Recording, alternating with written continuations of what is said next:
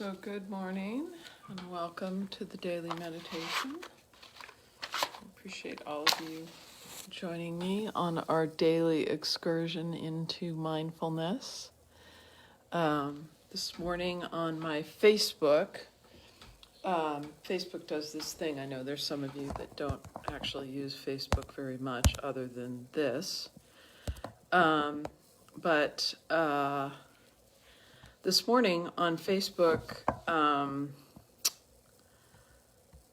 I had one of those memories from a year ago, and the memory from a year ago today was day 255 of meditation, which is kind of mind-blowing, really, just to do anything 255 times, other than maybe brushing your teeth is sort of impressive.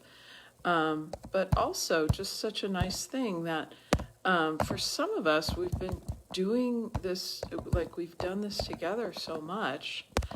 I do wish that we used a different medium that possibly was a little more interactive. I'm not really sure how to accomplish that. I have the option to bring you one at a time on camera, but I'm not really sure why I would bring one person on camera. That just seems weird. And there may be a way to do an event where we can all be on camera together. But anyway, here we are a year later, so at least another 200 more times since then. And while I know I rail all the time about not having any kind of goal, I do think there's a certain degree of satisfaction in a dedication to your practice. And so thank you for joining me. And what I hope is happening is that as you continue to practice, that your heart is expanding. So that is the desire. So I'm going to talk about I'm going to talk about antidotes again today. And when we talk about antidotes, we're talking about there are some very common obstacles that arise in your practice, and the antidotes are different ways to go about coping with the obstacles that you encounter. And so I thought I'd talk about antidote 5 and 6 today. So antidote number 5, and I have to look at my notes, is lightheadedness, or the awareness that arises naturally from regular practice. And so it's sort of appropriate today, as I just hit on the fact that we must be somewhere around day 455 together. You do have a certain quality of familiarity with your mind at this point. I think I've mentioned this before, but what I realized when after I'd been practicing for a while, was that my mind has this quality where a thought or an emotion arises, and it rises, and then it begins to wane, kind of like the moon. And that part of my habitual tendency is when it gets to its zenith, I add something to it to keep it going so that it won't start to descend. So, great example. It's really noticeable when you're having an argument with someone where, some kind of emotion erupts, and you state your point very vehemently, and then the other person states their point very vehemently, and then you might state your point very vehemently again. And then at some point, you start to feel this very slight thing where you're giving in, or you're slowing down, and you'll remind yourself, your mind will actually go, yeah, but they said, fill in the blank, and so that you start back up the cycle again instead of descending. And I noticed that I have that same quality in my thoughts, where I'm, thinking, and then it starts to calm down, and I'm like, wait, I was thinking. And what I realized from that familiarity with my own mind was that I have this quality of stirring my own self up. that it's not happening from outside, that it's happening from inside. And so this fifth antidote, or this light-handedness, is this awareness that arises naturally from knowing your own mind. And so it's kind of this thing about like, I know how you are, I know what you'll do. So another example for me and my practice is that if I wasn't committed to showing up for you guys every day, I've always known that if I don't meditate first thing in the morning, I probably won't meditate. And the reason I won't meditate is I will think of a reason that I can't do it right now. So I'll be like, I should meditate. And then I'll be like, but I'm going to make my coffee first. I should meditate, but I need a shower before I meditate. And before you know it, what used to happen for me is before I knew it, it was 4 o'clock in the afternoon, and then I was tired and I didn't feel like meditating anymore. So I would always put something in front. I would always make something else a priority. So one of the antidotes is just this familiarity with how my mind works and working on creating an environment where I use the way my mind works in order to ensure that I spend the time meditating that I want to spend. And there should never be any kind of a thing about forcing yourself to meditate, by the way. So these antidotes are just tools that you can take out of the toolbox, but you don't have to walk around with a hammer all the time. That's not necessary. Um, so the seventh antidote, and this one is something that I feel particularly comfortable talking about now in day whatever we're on, 400 and some odd together, and that is that the antidote is recognizing the workability of your own mind, recognizing that your mind is pliable, that you're not stuck, that you don't always have to be this way, that this habitual behavior is not your only choice, recognizing that your mind is workable. And the way that you know, because you've all been meditating for a while, the way that you know your mind is workable is that you've been meditating and you've had this experience of workability. You've had this experience of bringing your mind very gently to suffering, allowing the suffering to be present, sending out the relief. That's one example. You also know that your mind wanders away. I always say, I went to Australia for a minute. My mind wanders away. And I also know that it comes back, that it doesn't just stay permanently wandered. I start making a grocery list, and then all of a sudden I think, oh, I'm meditating. I shouldn't be making a grocery list. And I'm back again. My mind is workable, it's pliable. Um, so, and the nice thing about that is when you know your mind is workable, you're able to appreciate your own freedom. And that's sort of one of those sweeping things that finds its way in books and movies and as themes of great stories, that you always have the freedom of the interior of your skull. Like what's going on in there is your business. And even if you live in a repressive political regime, you still have the freedom inside your head. That territory is your territory. And the more you meditate, the more workable it is. And so just being able to recognize that as a part of your meditation practice makes it easier for you to continue meditating. Okay, enough talking. Let's meditate. So I don't know why, but it feels like we haven't done shamatha for a while. Oh, I guess we must have on Saturday, right? So we did on Saturday. Um, so let's just do the basic shamatha today. And in honor of this principle of the workability of your mind, notice as you're sitting how pliable, flexible, and workable your mind is. Notice how you can notice that your mind has wandered away and bring it back. Notice how you can place your attention on your breath. Notice how you can lessen the attention on your breath and how you can increase the attention on your breath. Notice how you can experience your consciousness or your being in the environment. So let's take a nice upright posture.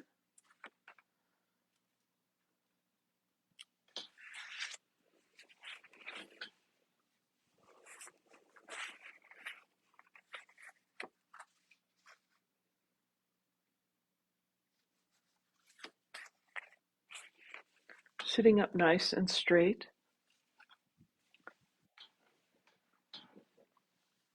You can visualize yourself like a monarch on a throne, shoulders back and down. If you're sitting in a chair, feet flat on the floor. If you're sitting on a cushion, legs are crossed comfortably in front of you. In either case, we'd like to have a situation where your hip flexors are able to relax. So this means your knees being slightly lower than your hips. It also means not rocking forward or tucking your pelvis. Straighten up your neck. Eyes are resting 4 to 6 feet in front of you. If you have your eyes open, pick a spot and let your eyes rest there, not staring, just giving up this general activity around your eyeballs, this thing that happens where your eyes are moving around and checking and making sure that everything's okay. Now they just rest and they allow the environment to come in. The same thing with your skin, just feeling the air around you, the temperature. Same thing with the sounds. And we greet the phenomenal world without bias. So we're just resting here.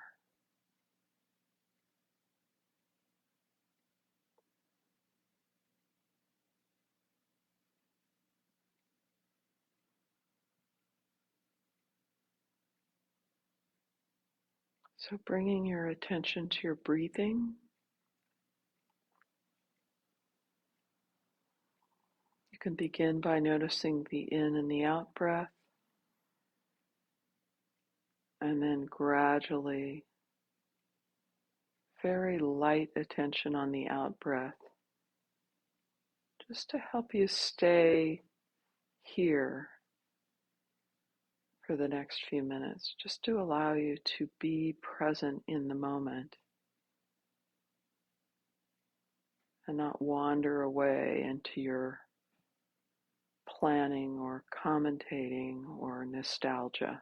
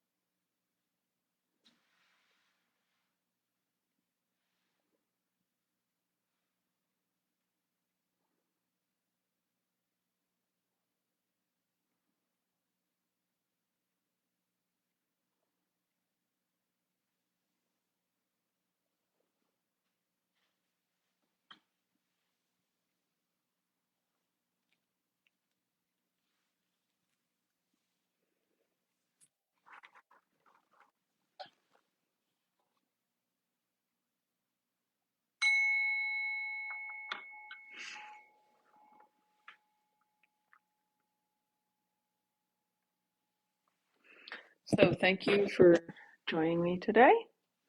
And tomorrow will be Thursday, so it'll be slogans. And let's see, we've been working on this past week.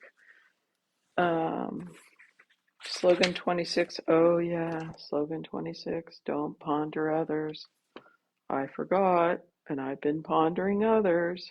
Okay, so for the next 24 hours, don't ponder others. Don't think about injured limbs. Don't talk about injured limbs. Okay, when we close here, hands in Anjali at our heart center and bow. Before we do that, we're going to say the dedication of merit, just to offer the benefit of this sitting session to all sentient beings. By this merit, may all attain omniscience, may it defeat the enemy wrongdoing. From the stormy waves of birth, old age, sickness, and death, from the ocean of samsara, may I free all beings. Thank you for your practice, and I will see you tomorrow.